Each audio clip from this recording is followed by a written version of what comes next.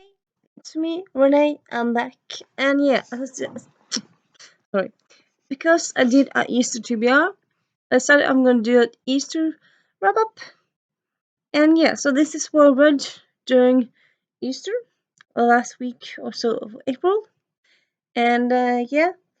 So just as usual, I'm just gonna kind of wing it and just talk about some books in a given order, really.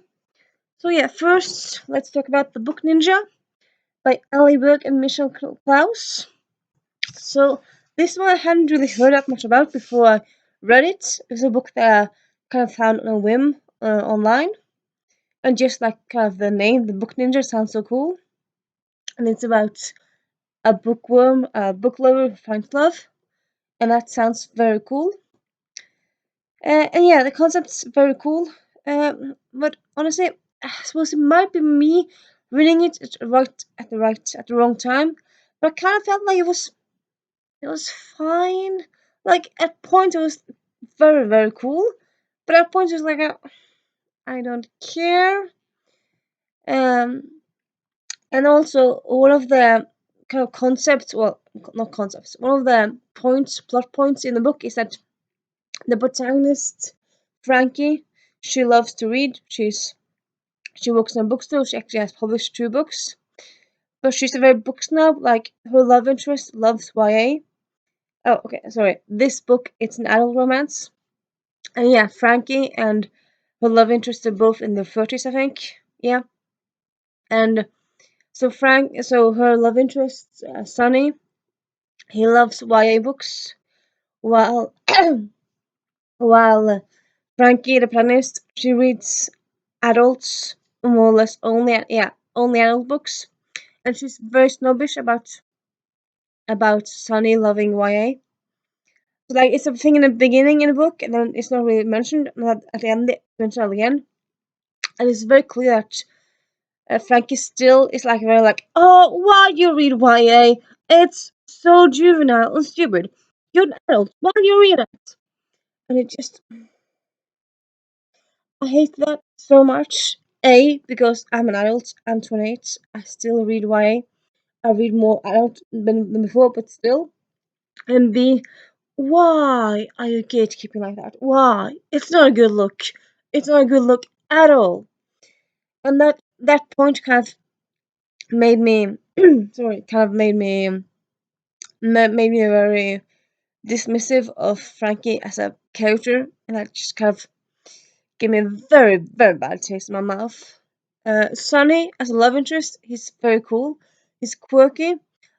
I think more or less all love interests, well, at least kind of, yeah, kind of in a way, kind of, if you if you do it generally, like, just kind of shallowly, just kind of divide them if you're gonna be stupid like that. Often they're either A, arrogant and hot, or B, nerdy but charming, or like kind of boy next door. This um love interest Sonny, he's very hot, but at the same time he's very quirky. So and yeah, he just like he gives her a turtle at their second date, and that's not really normal. But yeah, it's very cool. I think maybe, well, in a way, I kind of wanted more of Sun in a way. Really, I felt like I got too little of him in a way. And yeah, also, contrastively and hypocritically enough, if this were to be made into a movie, I think it would be so cool and charming. And yeah, I suppose that's kind of because like I love the concept, and like in movies or in TV series when they adapt a book, they more or less always change some stuff. And like depending on who writes it and who's cast, it could be like so good. And yeah, this as a movie series, oh, very cool. As a book, a letdown. I would say a letdown. It's definitely a book that I'm gonna give to charity. I don't think I'll read again because the book's numbers just have no, no, no, and no. And then another book that's kind of different in a way, Suitors and Sabotage by Cindy Anstey. Actually, my first Cindy Anstey book. It's a YA historical suspense. No, it's a YA historical romance with a tad of suspense. Yeah, I'm gonna call it that. So I started this actually at the beginning of last week, last Monday, I think. Yeah, last Monday. And then I was like, I'm not sure about the first chapter. I think maybe first two chapters. I didn't enjoy them so much. They just kind of eh. So yeah, sadly that didn't really work for me. I seriously considered DNFing it, but then again I kind of felt like, no, you know what? I want to give it some more some more chapters. And like I suppose with me DNFing, like if a book is awful, I'll DNF it like after the first chapter or the first page if I'm not interested at all. If I'm slightly interested, I might give it like a few chapters or like 100 pages. If I 100 pages I'm like not interested, then I'll DNF. I think 100 pages that's kind of more or less that's often my go-to page count to when I DNF. And so yeah, I gave this 100 pages, and like by page 50, 60, I was like, oh, that's interesting. Yeah, I like it. So I did end up finishing it. Did I absolutely love it? No, I didn't. Am I happy I didn't DNF it? Yeah, because I did enjoy it. It was interesting and good. And yeah, will I read more Cine and stay books? Not impossible. I probably won't like run to get Cine and stay books, but yeah, I might read more of her books. I definitely do. And yeah, I think that's more or less my thoughts on this book. Yeah, also that kind of, at least in my mind, the summary kind of gives you an idea that there's very much like suspense. I would say this is much more historical romance based than suspense. It's not that suspense. It's suspense-y now and then, but I would say it's a romance with some suspense, not suspense with some romance. And yeah. And then we have Mr. Churchill's Secretary by Susan Elia McNeill. So this is quite fun in a way, because as I said in the TBR, this is the first in a series, first book in the series. This actually came out in 2012. I actually read book 2 and 3 in this series, because I found book 2 and 3. I think I found them on sale. Yeah, I found them on sale while in. Yeah, I was in New York in like 2014, 2015. Yeah, 2015. I bought book 2 and 3 because I just felt like they looked cool. And at the time I didn't realize they were part of a series. And yeah, so I read both of those, but and I kind of just read all the other stuff in between. But I never really picked up this series again. But I really wanted to do. Yeah, so now I read book 1, so now I can continue with book 4 and etc. There's actually I think 12 books at the moment, or like at least many books. Maybe it's 9. I think it's quite a few books. So yeah, lots of stuff to enjoy. So yeah, reading this, lots of stuff that happened in the books. This book actually new because me already having read book 2 and 3, so it's kind of enjoying. It was kind of giving me in a way a slightly like prequel feel, because like I already knew some of the stuff that was revealed in this book, but it still was kind of very interesting to like see how it all started, because this is where the series is starting. And yeah, I very much enjoy it. I would say like, yeah, I would say it's very good starting. Well, it's a good it's a good book to start a series, but I would say like, as with a lot of books that's first in the series, it's not like very fast paced. Like I would say it's very much very, as a lot of it is like very background and like very, well, it's very much building up to about stuff. So you know, like it's laying groundwork for like the rest of the series. This book in itself, maybe 3, maybe 4 huge stuff happens, and I love the stuff that happens in this book. It's kind of subdued. It's very character based, yeah, just kind of slow in a way. It's kind of like doom, doom, doom, and then ooh, Doop, doop, doop, doop. Ooh! But yeah, if you like characters, if you like Second World War, if you like, yeah, historical fiction like that, check out this series and this book. Definitely a book I recommend. And then we have Exile, which I actually had on my TBR. I did actually end up reading this last, not last, two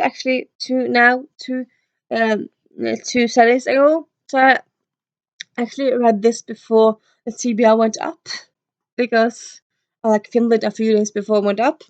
But yeah, I did read it during the Easter-ish time. So yeah, I'm gonna include it here in wrap up. And yeah, it's the second book in the Keep of Lost Cities series. It's a middle grade series.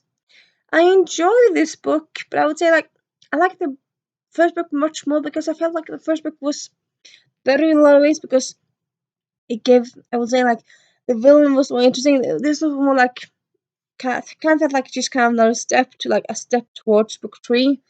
It didn't really feel like very much happened. Like yeah, yeah, I liked it like this. I didn't not like it. Is it a book I'm gonna reread myself? Like except like having it as a reading it when I read the whole series. No, I mean at least for me, sometimes when you have series and I can't feel like, oh, I want to reread. Sometimes I reread a specific one book or two books in a series, and sometimes I read them all, like do a series reread, and sometimes I just read 2 or 3 books. This one, I don't think I'll reread solely this one. We'll reread the whole series when I finish it. Not impossible, but yeah, not a bad one, not a bad apple, not an amazing one. Then we have Mystery and Mayhem, which is a collection of short stories. I I read one short story, well, one novella in this book. So yeah, I mean it's Easter, so like I actually worked 3 days out of like in the Easter period. I and because I actually went to my cabin in the Easter period, so like I had like longer time to go from and back to work. And like of course it was Easter, so I did stuff with my family. I played around nieces. I uh, ate. We quizzed lots of stuff. So yeah, I didn't read all the time. So yeah, I had planned to read this more on this one. I didn't, but yeah. And then one story that I finished, I really enjoyed. It was by Catherine Woodfine, and it was called. No, it was by Susie Day, and it's Emily and Detectives. Kind of gave me slightly a Sherlock Holmes feel to it, and yeah, I think I'm probably gonna go more into this book when I've finished all the novellas. When will that be? You're asking. I don't know. Sometime at the end of April, maybe. I'm not sure. I suppose April is Jewish a fun, so I suppose I might finish this one for that. And yeah, yeah. Then sadly we have a DNF. Few of these, yeah, and the Serpents of Chaos by R.L. Lefebvre's. It's the first in a Milgrade series. This one, sadly, was just kind of read very juvenile, in my opinion at least.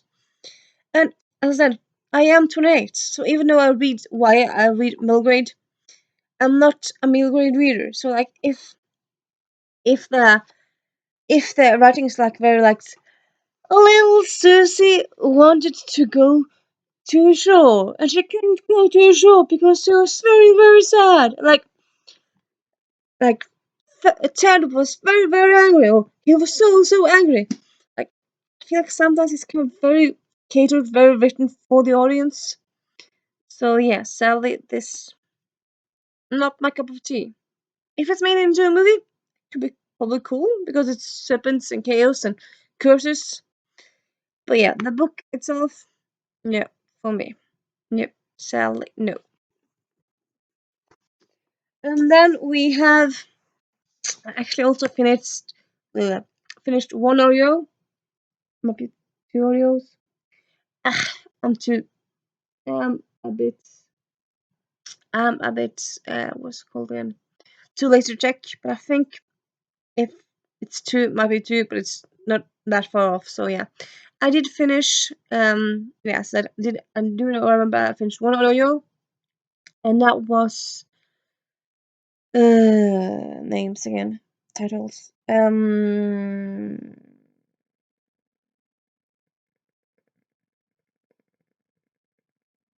blanking out. I'm blanking out.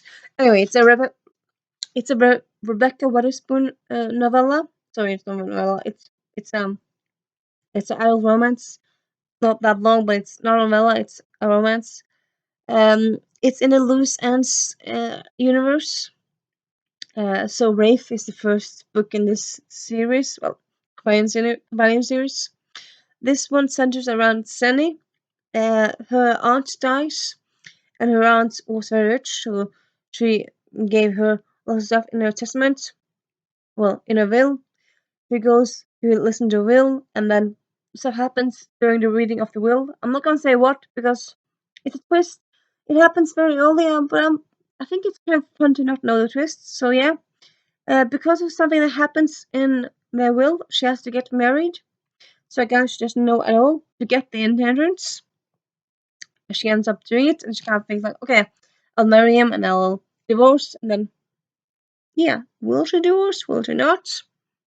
Maybe she won't. And yeah, there's romance between those two. There's also, of course, some family drama because of this person dying and family stuff around that. And also Mason, her love interest, also has some family drama. And yeah, I very much enjoyed this one. I liked Rafe more, but I didn't not like Sunny. So yeah, and that's that, my darlings. Don't know why I said that. Okay, just gonna say it again. You're lovely, darling viewers. Sounds weird. Yeah, I'm just gonna stop now. I'm just gonna stop. I hope you had a nice Easter as well.